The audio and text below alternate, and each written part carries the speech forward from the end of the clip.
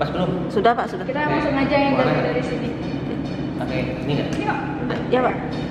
Tekan dulu nah. Udah nih. Oke. Assalamualaikum warahmatullahi wabarakatuh. Waalaikumsalam warahmatullahi wabarakatuh. Sini kami perkenalan dulu ya Kak. Dulunya saya Oistuni dari kelompok Stereotype, tugas komunikasi antar budaya. Udah saya pemangku Pak Subhan Akdemi. Di sini sebelumnya bolehkah Bapak untuk perkenalan diri sedikit?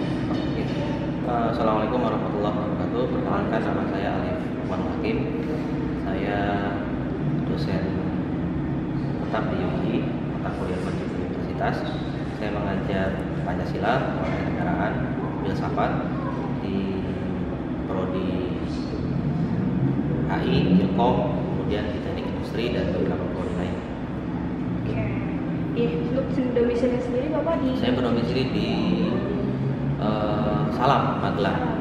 Ya, mepet provinsi DIY ya. Untuk Saya lahir di Jogja. Di Jogja. Lahir Di Jogja dong Pak berarti. Saya lahir di Jogja. Kebetulan ibu saya Jogja asli, bapak saya Sunda Aceh.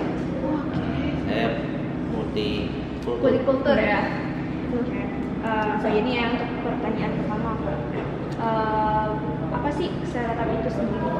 Stereotip yang saya pahami itu penilaian terhadap seseorang yang itu hanya berdasarkan persepsi sepihak ya terhadap orang tersebut, walaupun sebetulnya belum tentu benar.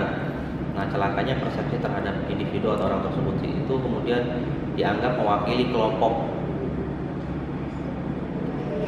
asal dari si individu tersebut.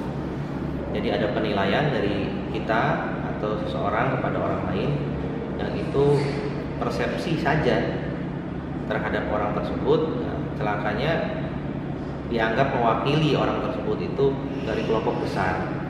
Misalnya persepsi kita terhadap orang dari suku tertentu, tapi kemudian mengeneralisasi bahwa suku tertentu tersebut mesti akan seperti orang itu. Jangan pernah bergaul dengan suku dari wilayah X, misalnya timur, karena orang sana itu perilakunya kurang baik, kemudian tidak patut dicontoh, ugal-ugalan, sering mabuk-mabukan, minum minuman keras dan sebagainya. Padahal kan belum tentu suku itu yang melakukan semuanya, hanya orang tersebut, hanya satu orang. Karena orang yang ugal-ugalan, orang yang berbuat bohong, orang yang berbuat tidak baik, orang yang minum minuman keras kan tidak hanya dari suku tertentu, dari semua suku pun ada ya, gitu.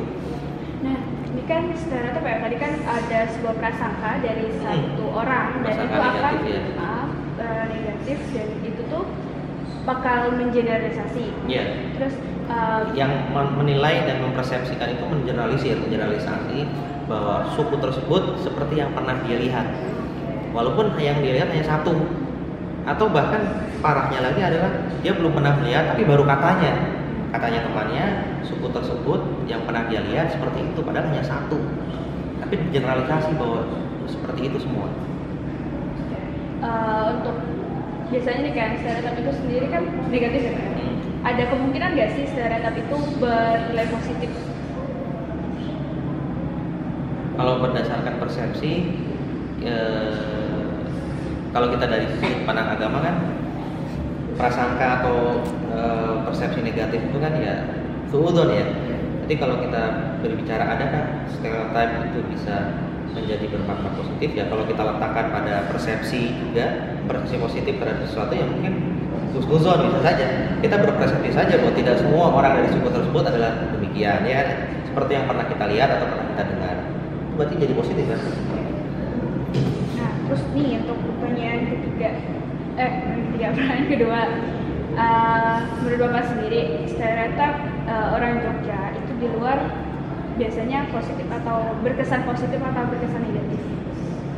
Kecenderungannya lebih positif ya, dalam arti mungkin dalam konteks menghindari konflik, lebih senang untuk menyelesaikan masalah secara win-win solution, ya saling menang, tidak ada yang dikalahkan, lebih suka memediasi, lebih suka kompromi.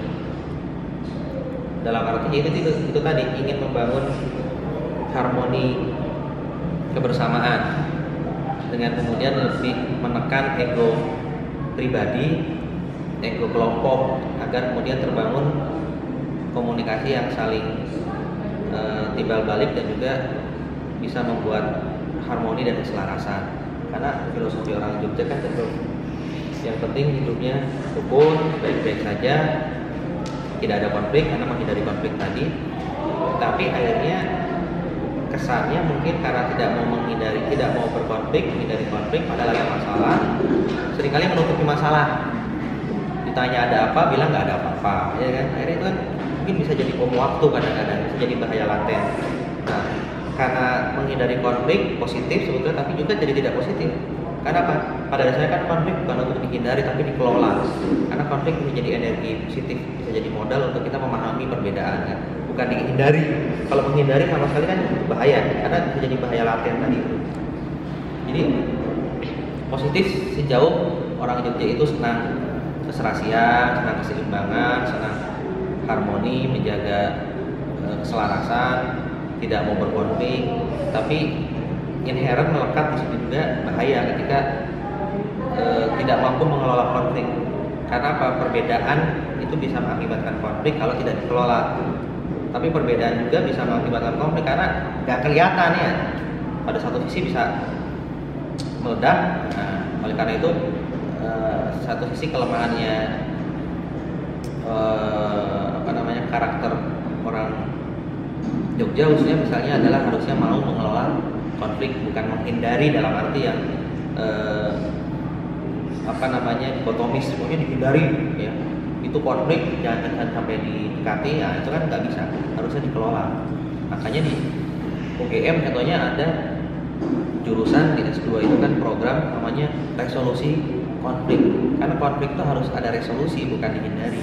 Jadi berkonflik itu wajar sejauh kemudian untuk menemukan solusi atas konflik, resolusi konflik dan perdamaian. Nah, karena ketidakdamaian, persengketaan atau konflik itu terjadi karena tidak ada saling kesepahaman. Nah, bahayanya ketidak saling pahaman itu juga muncul karena orang-orang masing-masing nggak mau berkonflik dan nggak menunjukkan bahwa saya dengan Anda beda. Padahal kan dari beda itu kan bisa saling tahu, oh beda, cari titik samanya, ya kan? Menghormati aspek perbedaan itu dinamakan dengan toleransi dan upaya menjauhi intoleransi seperti itu kan. Nah, beberapa hari yang lalu kita kan sempat nanyain via random gitu loh Pak, random people gitu kan ke masyarakat, ke mahasiswa UI gitu kan. Nah, kemarin itu ada satu yang bilang kalau orang Jogja itu lemot, terus terus biasanya sih lambat atau lemot, terus terlalu manja.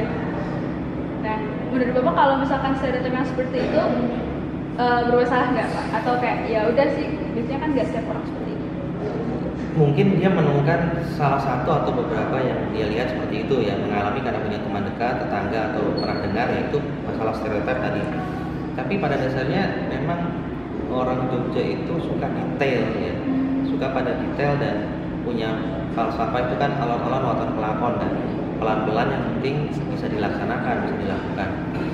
Makanya kalau Anda melihat acara di kampung, Anda melihat pengajian, Anda melihat pernikahan, Anda melihat walimatul kurs atau resepsi dan sebagainya, itu pembawa acaranya kan ngomong yang maksudnya hanya untuk mengucapkan selamat datang, terima kasih atas kehadirannya, terima kasih sudah mau mendoakan, kan panjang sampai semua disebut dengan bahasa yang sangat halus dan sebagainya. Nah, mungkin konstruksi lemot itu dilihat dari itu, padahal itu dari sisi yang filosofis kan bermaksud untuk menjelaskan secara detail, yaitu unggah-ungguhnya. Tapi ya itu mungkin dibaca oleh orang dari suku lain, tapi kemudian melihatnya secara stereotip itu adalah lemot atau lambat, padahal tidak demikian. Kan misalnya bukan orang Sumatera, orang Kalimantan lebih cenderung belak-belakan ya kan, apa adanya. Itu bedanya di situ. Jadi saya rasa sebagai bentuk stereotip itu kurang baik untuk kemudian dipukul rata bahwa orang Jogja hanya berdasarkan yang dilihat seperti itu adalah lambat, lemot, manja. Jadi saya rasa itu lebih kepada itu memang tradisinya begitu kalau dalam acara pernikahan, acara-acara pengajian itu kan mau sambutan begitu ya. Mohon maaf kalau ternyata penerimaan kami tidak sesuai dengan yang Bapak harapkan, mulai dari tempat duduk, mulai dari minuman, mulai dari cara kami menyalami, mulai dari kami mempersilahkan duduk, sebut semua. Ya itu terus terang kalau ada yang tidak berkenan kami mohon maaf, kami akan memperbaiki di lain waktu. Itu kan sebetulnya dengan cukup minta maaf, karena kalau nggak sesuai cukup ya, tapi kan di lain waktu akan kami perbaiki agar tidak membuat Bapak sakit hati dan sebagainya. Itu puter lah itu. Memang begitu. Itu suka detail, suka pada hal-hal yang detail. Oke, dan ketiga nih, langsung ketiga. Kan tadi udah ada tuh jabaran dari stereotip itu sendiri kan. Nah, untuk cara menanganinya atau mengatasi stereotip itu sendiri, terutama yang negatif tadi sih Pak? Ya, membuka wawasan ya. Jadi kita memang sama-sama harus membangun kesepahaman bahwa perbedaan itu ada, perbedaan itu mesti tidak bisa kita hindari, dan Tuhan yang Maha Esa seperti itu sudah membuat kita itu berbeda sebagai sunatullah. Kalau di Al-Quran kan ada kan surat Al-Hujurat ayat 13 itu kan ya, ya ayuhan nas inna khalaqnakum min dzakari wa untha wa ja'alnakum syu'uban wa qabaila lita'arafu inna akramakum indallahi atqakum innallaha alimun khabir. Wahai sekalian manusia, sungguhnya kami menciptakan kalian itu dari jenis kelamin laki-laki dan perempuan, syu'uban wa qabaila berbangsa-bangsa dan bersuku-suku, lita'arafu yaitu untuk saling mengenal, inna akramakum indallahi atqakum bahwa yang paling mulia di antara kamu sungguhnya adalah yang paling takwa. Allah itu maha mengetahui dan juga maha detail. Jadi perbedaan yang banyak itu harus diketahui. Kita buka wawasan, tahu bahwa berbeda itu memang sunatullah, kemudian malah menjadi memperkaya sana pemahaman budaya kita kan, bahwa berbeda itu etnis, suku bangsa dan sebagainya sudah dibuat sedemikian rupa, dan belajar bahwa ternyata Indonesia itu bukan cuma kita ya kan, ada yang lain, ada di others itu. Kita harus selalu punya konstruksi dalam pemahaman kita bahwa di samping kita itu ada di others, ada yang lain, dan yang lain itu perlu kita pahami. Dan pemahaman budaya itu kan penting karena itu jadi modal sosial. Hari ini banyak negara di dunia itu mencari identitas, ingin punya adat, ingin punya tradisi. Bahkan misalnya Malaysia mencaplok budaya kita ya kan, mengambil seni kita, ya kan? Itu kan karena mereka butuh identitas. Sedangkan kita kebanyakan membuang identitas kita karena dengan cara tidak menjaga. Jadi stereotip yang negatif bisa dihindari dengan ya kita memperkaya hasanah pemahaman kita akan perbedaan, akan budaya, dan juga kemudian membangun komunikasi yang interkultural atau multikultural, dan juga membuka kesempatan bagi perbedaan itu untuk selalu kita hadapi. Jadi bahwa jangan sampai kita mencap atau menstereotip, atau yang lebih buruk adalah stigma, cap jelek, bahwa orang dari suku itu mesti demikian, orang dari suku tersebut mesti seperti itu kan sudah stigma. Cap jelek kan lebih parah lagi, dan itu nggak pas seperti itu. Jadi saya rasa membuka wawasan itu penting, memahami perbedaan itu tahap selanjutnya, dan kemudian mengkomunikasikan perbedaan itu adalah tahap berikutnya. Dan konflik itu adalah hal yang tidak bisa dihindari di satu sisi, tapi mengelola konflik itu lebih baik karena kita akan terbiasa dengan perbedaan dan menangani masalah itu dengan cara yang dewasa seperti itu. Oke, yang terakhir nih, ada nggak buat pesan buat orang-orang yang masih suka menutup wawasannya tadi untuk tidak menerima klarifikasinya mereka? Ya orang yang sudah terjebak dalam selubung ideologisnya ya, pemahamannya, merasa paling benar sendiri, merasa paling baik, merasa yang lebih dibanding yang lain, saya rasa itu kuper ya, kurang pergaulan, mudet ya, kurang update, dan juga di satu sisi dia sudah menjustifikasi bahwa yang lain salah atau tidak pas dan diri yang paling benar, ya berarti ya di satu sisi dia tidak melanggar sunatullah tadi ya. Kemudian yang kedua, dia sudah berlaku tidak adil pada yang lain. Yang ketiga, tentu dia sudah bertindak apa tidak ilmiah sebetulnya, karena kalau kita lihat dari nalar ilmiah ya perbedaan itu satu hal yang mutlak dan juga harus selalu ada, karena dari situlah kita bisa memahami bahwa pentingnya membangun etika multikultural, bahwa kita itu harus membangun perilaku akhlak ya. Dalam agama Islam itu yang memahami perbedaan secara dewasa dan bijaksana, karena Nabi Muhammad kan bilang innama bu'istu liutammima makarimal akhlak, bahwa tidak lain dan tidak bukan aku diutus adalah untuk menyempurnakan akhlak, bukan yang lain. Akhlak itu penting. Dalam sholat ada akhlaknya ya? Ya kan? Ada akhlak dalam sholat kan? Sholat tidak terlalu cepat, tidak terlalu lambat, ada tata tertibnya dalam berwudu, ada akhlaknya, pada orang tua ada akhlaknya, pada sesama ada akhlaknya. Jadi akhlak itu kan mewakili itu semua. Nah, orang yang terbiasa melakukan stereotip negatif, saya rasa orang yang mengesampingkan akhlak dalam perilaku sehari-hari. Gitu. Oke,